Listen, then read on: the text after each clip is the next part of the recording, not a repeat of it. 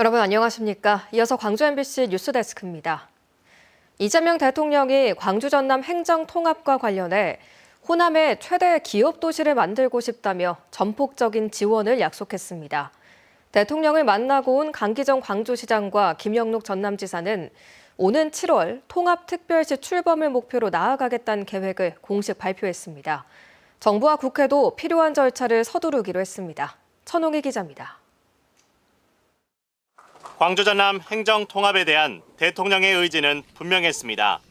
오늘 대통령 오찬 간담회에 참석한 강기정 광주시장과 김영록 전남지사는 광주에서 시도민 보고회를 열고 대통령이 호남에 전폭적인 지원을 약속했다고 전했습니다. 이 대통령이 민주주의에 기여한 광주 전남에 정부가 도와준 것이 크지 않다며 대변화에 가까운 수준의 지원을 약속했다는 겁니다. 이에 대해 대통령께서는 호남의 최대 규모의 기업 도시를 만들고 싶다. 인구도 늘리고 산업도 키울 수 있도록 전폭적으로 지원하겠다. 이런 말씀을 하셨습니다. 강 시장과 김 전남지사는 구체적인 지원 내용으로 공공기관을 통합지역에 집중적으로 이전하는 내용과 대규모 재정 지원, 대기업 유치 등이 나왔다고 전했습니다.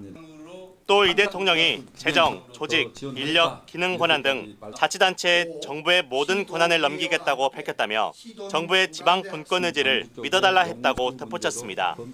이 과정에서 전남 지역이 소외되지 않도록 균형 발전 기금 신설에 대해서도 대통령이 공감했다고 밝혔습니다. 국립의대에 대해서는 절대 손해보지 않도록 하겠다. 공항 이전도 그대로 승계해서 다 진행하겠다. 확실하게 말씀을 해주셨습니다.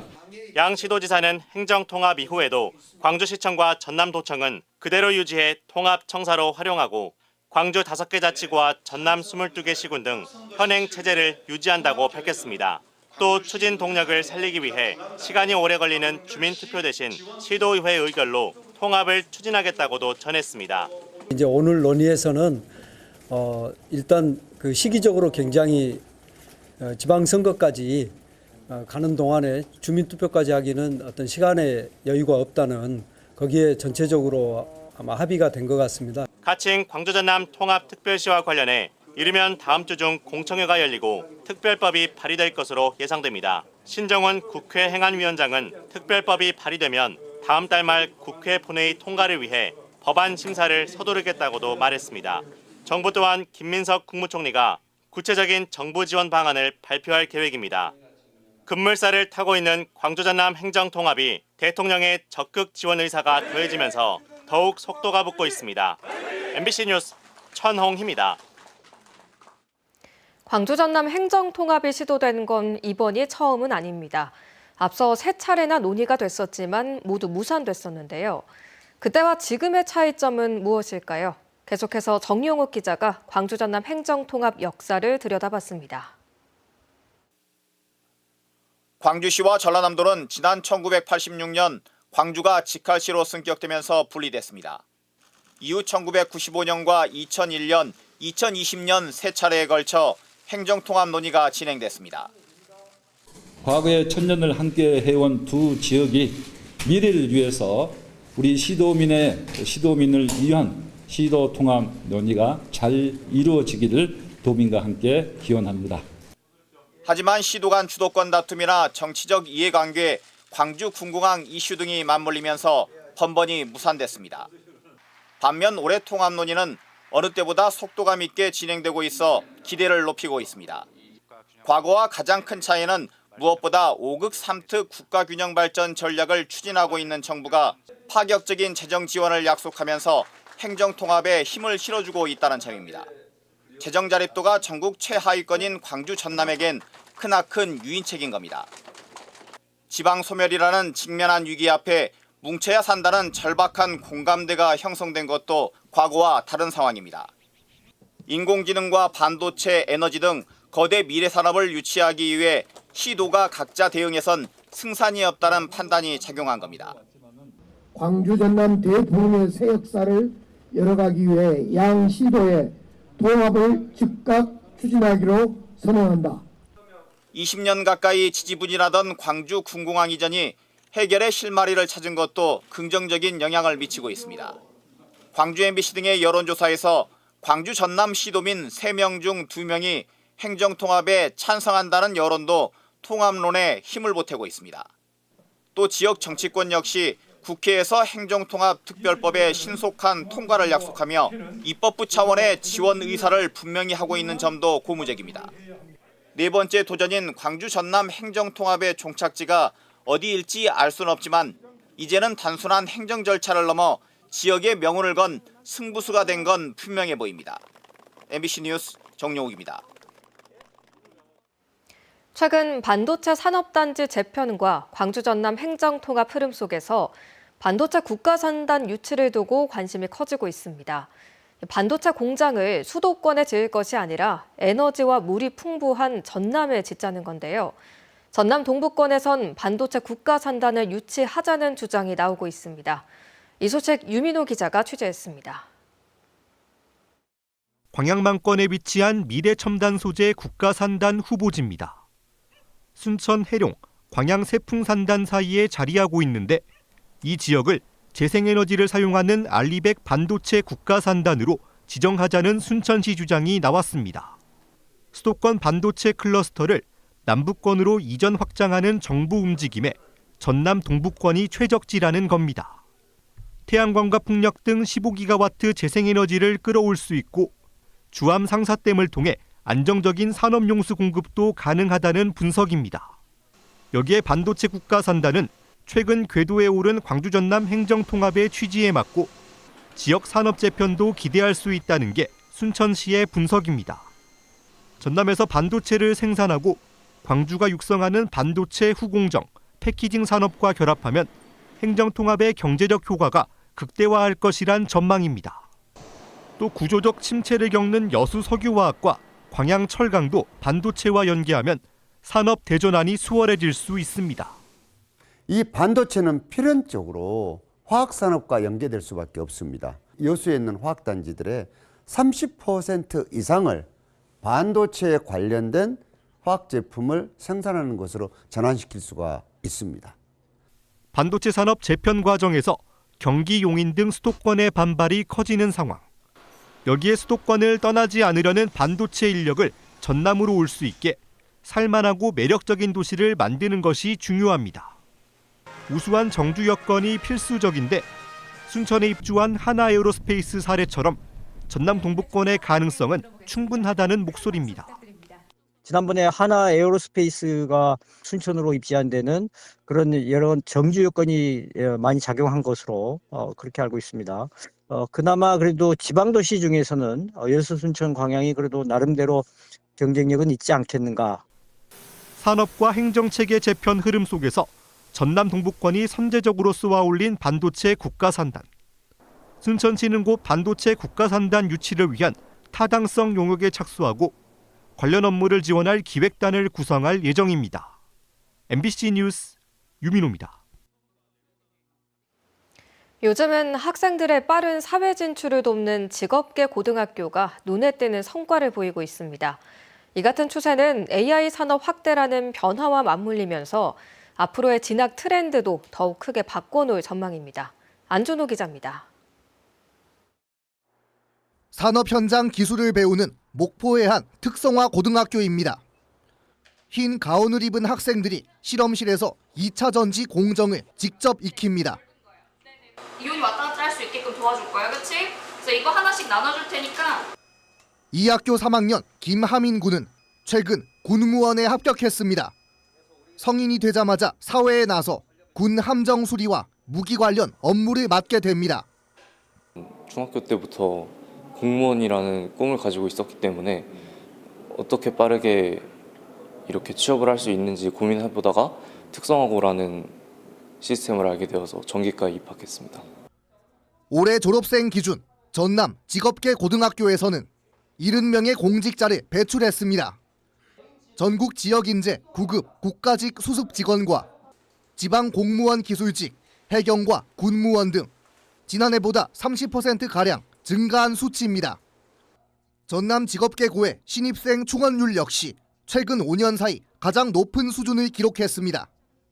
대학 진학을 전제로 한 학업 연장보다 진로를 먼저 설계하고 취업을 선택하는 흐름이 확산되고 있는 겁니다. 일단 학생들의 일자리 눈높이 변화가 좀 있습니다. 그래서 과거에 이제 중소기업 위주의 취업이나 이제 사회 진출보다는 점진적으로 이제 학생들이 300인 이상 혹은 이제 100인 이상 우수 대기업 혹은 이제 중견 기업체로 많이 이제 취업을 선호하는 경향이 있고요. 전기와 토목 등 기술 과목을 배우는 학생들은 기업과 공무원 등 졸업 이후 빠른 취업을 희망하고 있습니다. AI 산업 확대라는 환경 변화에 맞춰 전남의 교육 현장도 기술 인재 양성에 속도를 내고 있습니다. AI 데이터 센터를 중심으로 산업을 선도할 인재를 양성하기 위해 기존 직업계고를 AI 특화 마이스터고로 전환하는 방안도 추진되고 있습니다. 이 마이스터고가 지정이 된다면 지역 산업의 엄청난 발전을 이끌어낼 수 있을 것입니다. 특히 AI 데이터 센터와 관련해서 우수 인재가 배출하는데 마이스터고가 결정적인 역할을 하게 될 것입니다. 미래 산업이 빠르게 변화하는 가운데 학생들의 진로 선택 역시 직업 기술 교육을 중심으로 새롭게 재편되고 있습니다. MBC 뉴스 안준호입니다. 주말 동안 광주와 전남 곳곳에 눈 또는 비가 내리는 등 강추위가 예보됐습니다. 광주지방기상청에 따르면 내일부터 이틀 동안 광주와 전남에는 5에서 15cm의 눈이 올 것으로 예상됩니다. 일요일에는 아침 최저기온이 영하 7도로 예보되는 등 강추위가 주말 동안 기승을 부리겠습니다.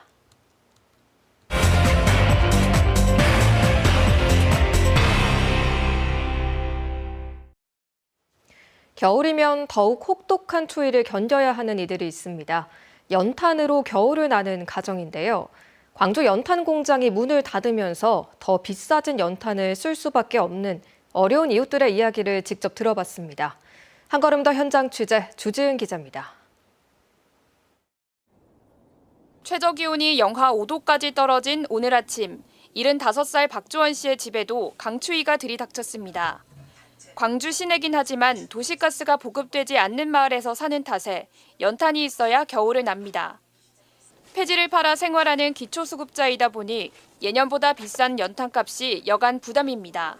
38,000원 내지 4만 원이에요. 많이 부족하죠. 77살 이길정 씨 부부도 연탄 없이는 겨울을 날 생각을 하지 못합니다. 기름값이 워낙 비싸서 연탄을 쓰고 있는데 정부에서 주는 에너지 바우처로는 부족해 사회단체가 기부해주는 연탄으로 근근히 살아가고 있습니다. 기름값도 비싸고 이렇게 따숩게 못 살아. 기름을 떼면 아껴 쓰니라고 못 떼지. 연탄 공장 폐업, 지역 재개발, 노인 인구 자연 감소 등으로 줄어들고 있지만 광주 연탄 사용 가구는 800가구가 넘습니다. 광주 지역 연탄 가격은 한 장당 1,000원. 2년 전 광주 유일의 연탄 공장이 문을 닫으면서 장당 100원씩 가격이 올랐습니다. 보통 하루에 연탄이 6장에서 8장 정도 사용되는데요. 겨울을 나기 위해서는 1,000장 이상이 필요합니다. 지원금과 민간 기부를 제외해도 이들이 부담해야 하는 연탄 구매 비용은 20만 원 이상입니다. 게다가 연탄 기부도 불과 1년 만에 절반이 주는 등 해마다 감소하고 있어 연탄 사용 가구의 부담은 더욱 커지고 있습니다. 연탄 가격이 너무 많이 올라가지고 하루에 3장 정도도 못 되시는 분들이 생각보다 많이 있습니다. 다 같이 좀 많은 분들이 관심을 가져주시면. 오른 연탄값과 줄어든 기부로 이중고를 겪고 있는 연탄 사용 가구들에게 이번 주말에 예보된 강추위와 폭설은 가혹하기만 합니다. MBC 뉴스 주지은입니다.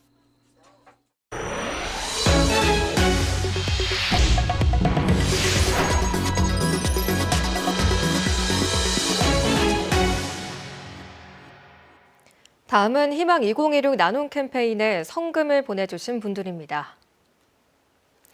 김보현 주식회사 한국경영원 대표이사가 3천만 원을 보내주셨고 광주 자연과학 고등학교 교직원 및 학생 일동이 250만 원을 보내주셨습니다. 어려운 이웃 돕기에 함께해 주셔서 고맙습니다. 이한열 열사의 어머니이자 민주화 운동에 헌신한 고 배은심 여사의 4주기 추모제가 오늘 광주 북구 망월공원 묘지에서 열렸습니다. 추모제는 전국 민족민주유가족협의회와 이한열 기념사업회 등의 공동 주최로 열렸고 참석자들은 헌화와 추모사로 배 여사를 추모했습니다. 배 여사는 아들 이한열 열사가 1987년 6월 군사정권 규탄 시위에서 경찰이 쏜 최루탄에 머리를 맞고 숨진 뒤 민주화와 인권 운동에 앞장섰습니다. 순천만을 찾은 멸종 위기종 흑두루미가 서식지를 넓혀가고 있습니다. 최근 순천시는 순천만 갈대숲 탐방로 인근 농경지 복원지에서 흑두루미 2,200마리가 먹이 활동을 하고 있다고 밝혔습니다.